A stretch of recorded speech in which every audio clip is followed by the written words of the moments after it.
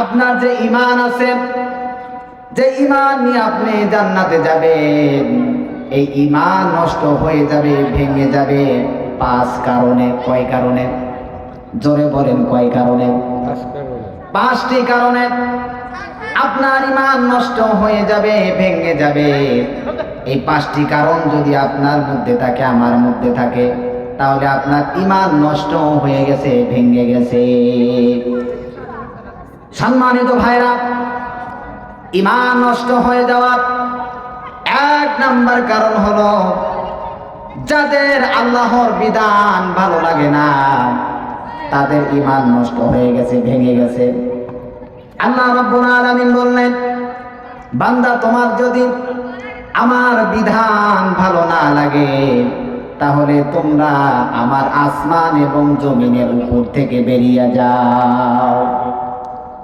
সম্মানিত ভাইরা আমার, এবার বলেন তো, আল্লাহ তাআলা বললেন যদি আমার বিধান তোমার ভালো না লাগে, তাহলে আমার আসমানের নিচে এবং জমিনের উপর থেকে বেরিয়ে যাও। এই জন্য আমাদের সকলকে ঈমান আনতে হবে, আমাদের ঈমানটাকে মজবুত করতে হবে। একটা জেলে যখন মাছ ধরতে যায়, ওই জেলের সাথে শুধুমাত্র 2টা জিনিস থাকে। 1 নাম্বার হলো জাল, আর 1 নাম্বার হলো খলাই। জেলে যখন মাছ ধরে যখন খলাইয়ের মধ্যে রেখে দেয়, আর ওই খলাইটা যদি তলা না থাকে, হাজারো মাছ ধরে খলাইয়ের মধ্যে রেখে দিবেন, কিন্তু বাড়িতে গিয়ে একটা মাছও পাওয়া যাবে না। সম্মানিত ভাইরা, আর যদি আপনার খলাইটা ভালো থাকে, প্রত্যেক খেয়ে যদি মাছ না পাওয়া যায়, যদি 2-1টা ওঠে খলাইয়ের মধ্যে রেখে দিলে, আর যদি খলাইয়ের তলা শক্ত হয়, মাছ অল্প হলেও বাড়িতে গিয়ে ওই মাছগুলো পাওয়া যাবে। সম্মানিত ভাইরা, ঈমানটা সেরকম। আপনার যদি ঈমানটা মজবুত হয়ে যায়, আপনি আমল কম করলেন, কিন্তু কিয়ামতের ময়দানে আমল খুঁজে পাওয়া যাবে। কিন্তু যদি আপনার আমল বেশি কিন্তু ঈমান মজবুত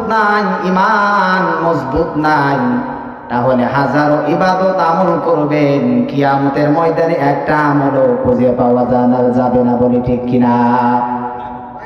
মুসলমান ভাইরা আমার, তাহলে আমরা 1 নাম্বার জানলাম, ঈমান নষ্ট হয়ে যাবে, ভেঙে যাবে। 1 নাম্বার কারণ হলো যেই বান্দার, যেই ব্যক্তির আল্লাহ পাকের বিধানকে ভালো লাগে না। সম্মানিত হাজিরিন, ঈমান নষ্ট হয়ে যাওয়ার 2 নাম্বার কারণ হলো যারা মুনাফিকি করবে, তাদের ঈমান নষ্ট হয়ে গেছে, ভেঙে গেছে। আব্দুল্লাহ ইবনে উবাই এই মুনাফিক, শুধু মুনাফিকই না, মুনাফিকের সর্দার ছিলেন। এই জন্য আল্লাহ পাক কোরআনে কারিমের মধ্যে বললেন, ইন্নাল মুনাফিকিনা ফিদ দারকিল আসফালি মিনান নার। আল্লাহ তাআলা মুনাফিকদের কথা আগে বলেছেন। আল্লাহ তাআলা বললেন, ইন্নাল মুনাফিকিন ওয়াল কাফিরিন ফি জাহান্নামা জামিআ। কিয়ামতের ময়দানে আল্লাহ পাক মুমিন এবং কাফেরদেরকে একত্রিত করবেন। আগে কার কথা বলেছেন? জোরে বলেন, আগে কার কথা বলেছেন? আল্লাহ তাআলা বলেছেন আগে মুনাফিকদেরকে জাহান্নামে দেওয়া হবে। আল্লাহ পাক আগে মুনাফিকদের কথা বলেছেন। আব্দুল্লাহ ইবনে উবাই নবীজির সাথে দাওয়াত খেতে যেত, নবীজির সাথে মেহমানদারি করত। আমার পিছনে নামাজ পড়ে নাই, নবীজির পিছনে নামাজ পড়েছে। নবীজির মতো দাড়ি ছিল, নবীর মতো পাগড়ি ছিল, নবীর মতো জুব্বা ছিল, কিন্তু আব্দুল্লাহ ইবনে উবাই লোকটি ছিল মুনাফিক। সম্মানিত ভাইরা আমার, তাহলে ঈমান নষ্ট হয়ে যাবে, ভেঙে যাবে। তার 1 নাম্বার কারণ হলো যারা আল্লাহ পাকের বিধান ভালো লাগে না, যাদের আল্লাহর বিধান ভালো লাগে না তাদের ঈমান নষ্ট হয়ে গেছে, ভেঙে গেছে। ঈমান নষ্ট হওয়ার, ভেঙে যাওয়া 2 নাম্বার কারণ আমরা জানলাম, যারা মুনাফিকি করবে তাদের ঈমান নষ্ট হয়ে গেছে, ভেঙে গেছে। সম্মানিত ভাইরা আমার, ঈমান নষ্ট হয়ে যাওয়ার 3 নাম্বার কারণ আল্লাহ পাক বললেন তোমার ঈমান নষ্ট হয়ে যাবে, ভেঙে যাবে। আল্লাহ পাক আমাদেরকে যেই ধর্মটা দিয়েছেন, পৃথিবীতে যত ধর্ম আছে সব ধর্ম থেকে আমাদের ইসলাম ধর্ম হলো শ্রেষ্ঠ ধর্ম, বলে সুবহানাল্লাহ। সম্মানিত ভাইরা আমার, পৃথিবীতে যত ধর্ম আছে সকল ধর্ম থেকে ইসলাম ধর্ম হলো আমাদের আসল ধর্ম। যদি অন্য কোন ধর্মের সাথে আমরা ইসলাম ধর্মকে সমান মনে করি তাহলে আমাদের ঈমান নষ্ট হয়ে গেছে, ভেঙে গেছে। সম্মানিত ভাইরা, এই জন্য আমাদের ইসলাম ধর্মকে অন্য ধর্মের সাথে তুলনা করা যাবে না। একটা কথা বলি, হিন্দুদের যতগুলো উৎসব হয়, মুসলমানের উৎসব রমজান মাসে রোজা রাখা, একটা হিন্দু এসে রমজান মাসে রোজা রাখলো না। মুসলমানদের উৎসব শুক্রবারে নামাজ, একটা হিন্দু এসে শুক্রবারে জুমা পড়লো না। মুসলমানদের উৎসব 2 ঈদের নামাজ, একটা হিন্দু এসে ঈদে নামাজ পড়লো না।